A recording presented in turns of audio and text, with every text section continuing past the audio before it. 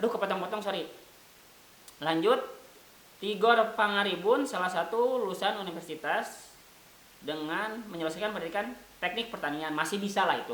Tapi tidak dikatakan dia ekspertis banget di bidang gizi ya, sebagaimana sarjana gizi. Selanjutnya Brigjen Suwardi Samiran, sarjana sosial, tidak ada kaitannya. Dadang Hendra Yuda Maijen, beliau itu di pertahanan, iya pertahanan, bisa iya bisa tidak, cuman dia tidak termasuk orang maksud gua ekspertis di bidang gizi. Dokter Anas Nyoto Sumigno, dia deskripsi tidak ada, dia MM. Kalau DRS biasanya tuh gelar SPD dulu ya, zaman Hindia Belanda. Selanjutnya udah kurang lebih seperti itu. Iya segitu. Nah pertanyaan gua sederhana, kemana lulusan gizi? Maksud gua gitu.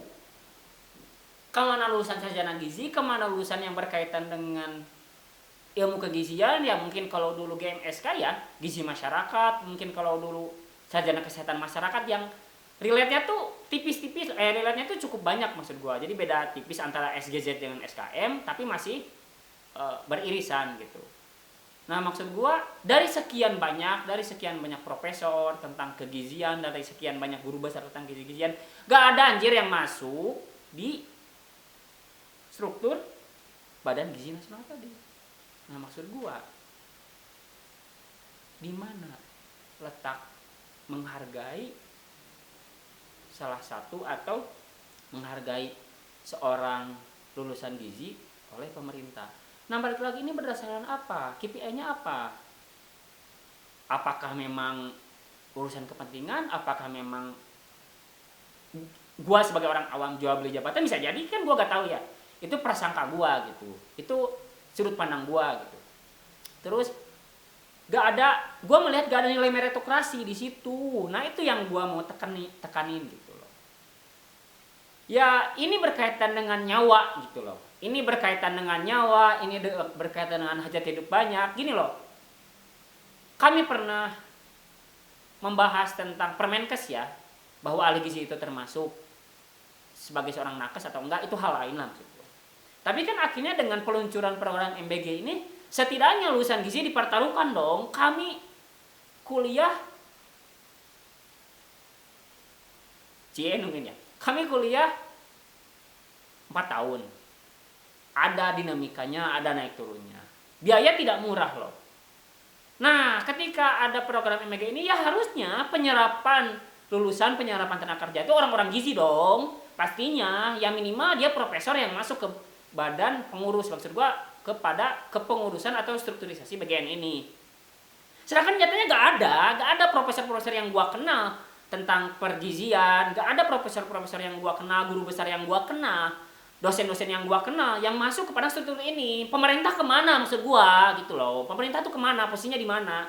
Nah itu asas meritokrasi di sini tidak ditekankan. Asas meritokrasi di sini kurang diperhatikan. Asas meritokrasi di sini tidak ada sama sekali. Itu yang gua cukup kesel gitu.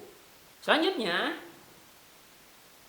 why gitu loh, ada apa pemerintah, kenapa kayak gini gitu loh. Maksud gue tuh kayak, kenapa hal-hal yang seharusnya orang-orang gizi yang ekspertis di situ dia bisa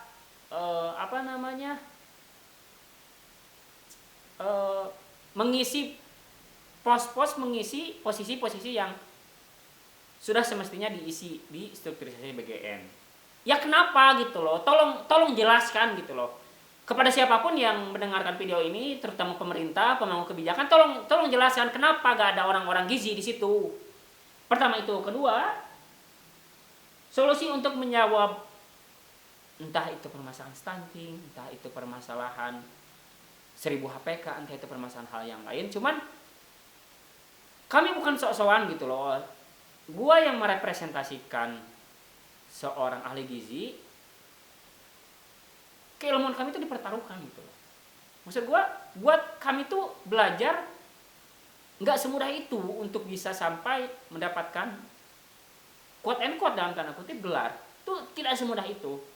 Nah, maksud gue gini loh, artinya lulusan gizi itu menjadi solusi dong, harusnya menjadi solusi untuk bisa mengisi posisi-posisi di struktur BGN itu. Nah, di sini tuh gue juga melihat ada ketimpangan ketika salah 1 SPPG 4.000 partisipan tuh, koreksi jika gue salah, cuman ada 1 ahli gizi. Nah, kenapa nggak gini? Kenapa nggak misalkan dipecah lagi 1.000 partisipan 1 ahli gizi, atau 500 partisipan 1 ahli gizi atau 1 SPPG? Kan nggak ada salahnya gitu loh, maksud gue. Tetap aja sama-sama aja. Kan jadi nanti balik lagi ke anggaran. Mungkin itu anggaran bukan ranah gue ya untuk bisa mengorek-ngorek atau untuk bisa mengidentifikasi ranah. Cuman kan bisa ada perhitungan gitu. Dengan penyerapan anggaran sekian triliun untuk program ini tuh harusnya ya, menurut gua harusnya bisa. Dan dengan indeks pembangunan manusia yang bagus dan dengan intake yang bagus, harusnya bisa untuk menjadi solusi ahli gizi, untuk menjadi solusi. Awas loh, hati-hati jangan sampai loh kejadian luar biasa ini tuh terjadi lagi loh. Hati-hati loh pemerintah dalam menjalankan program ini, hati-hati. Karena nama gizi ini dipertaruhkan oleh semua aspek yang berkaitan dengan gizi dan termasuk mahasiswa gizi. Gua tegas di situ untuk tetap pemerintah mengawal program ini sampai tuntas. Itu terkait solusi. Kedua, terkait penempatan gitu loh, positioning pemerintah terhadap para ahli gizi. Kan di situ mungkin ya ada pengawas yang memang bukan menyortir ya. Kalau di konteks barang itu menyortir atau men-screening lah mungkin. Mana yang lulusan D3, mana yang lulusan S1, mana yang lulusan Ardi, kan itu ada tingkatannya ya.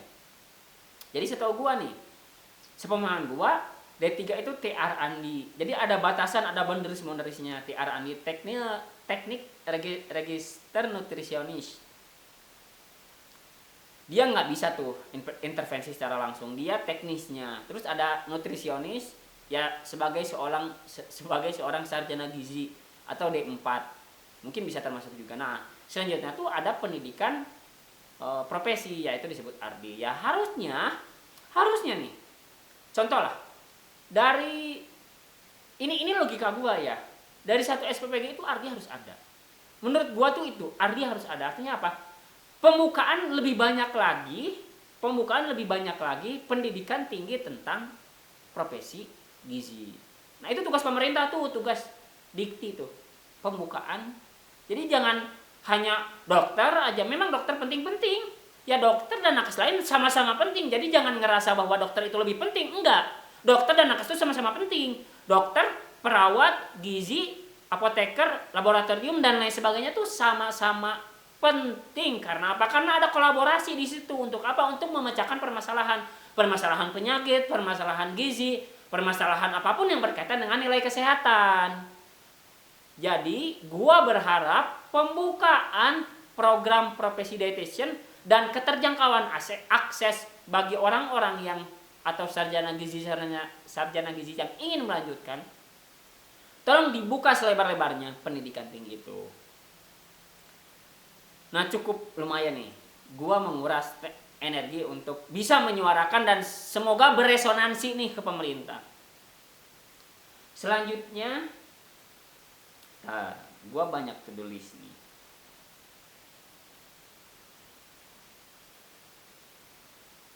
Oke, lanjut gua ke mungkin apa ya? Bukan closing sih, lebih kepada ya bisa closing, bisa lebih kepada penutup ya. Sama aja sih penutup dan closing.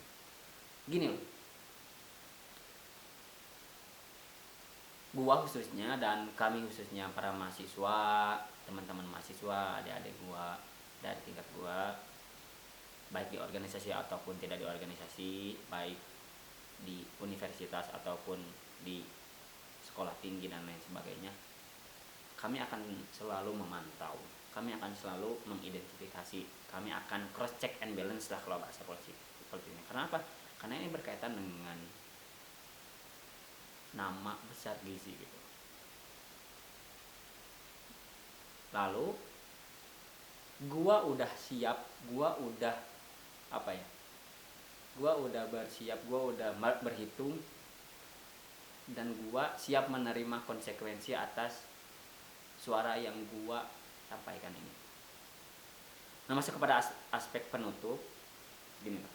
Ini gua nge-notes ya. Pertama, biaya pendidikan kami tidak murah, kuliah kami tidak mudah, dan kami Oke, gua ulang ya. Ini gua agak ini karena gua cukup kesal sebetulnya. Oke, gua ulang nih. Ini gua gak diedit ya. Oke. Biaya pendidikan kami tidak murah, kuliah kami tidak mudah, dan kami disumpah demi untuk kepentingan perikemanusiaan. Jika pendidikan kami tidak dihargai dengan hormat, izinkan kami untuk mengawal program MBG ini sampai tuntas. Mungkin itu saja dari gua. Gua sangat berharap untuk senantiasa teman-teman mahasiswa mengawal terus cross check and balance, terutama jangan sampai, nah gua tekan ini, jangan sampai kejadian luar biasa ini, keracunan ini, ada korban ini terjadi lagi. Jangan sampai. Dan terutama pergantian strukturisasi, gua tekankan, gua ingin, harapan gua pergantian strukturisasi BGN ini terjadi, dan besar harapan profesor-profesor yang gua kenal atau siapapun itu profesor pergizian yang ekspertis di bidang gizi itu naik dan mengutamakan asas meritokrasi. Dan jangan sampai ada korban selanjutnya. Karena apa? Karena ini berkaitan dengan nyawa. Gitu aja mungkin dari gua. Terakhir ya, biasanya gua dulu tuh selalu menyuarakan hidup mahasiswa dan hidup rakyat Indonesia. Nah kadang orang kayak hidup mahasiswa, hidup rakyat Indonesia kayak kurang gitu. Ini kalau berbicara tentang hidup mahasiswa dan hidup rakyat Indonesia tuh kayak gini. Kita ambil nafas dulu,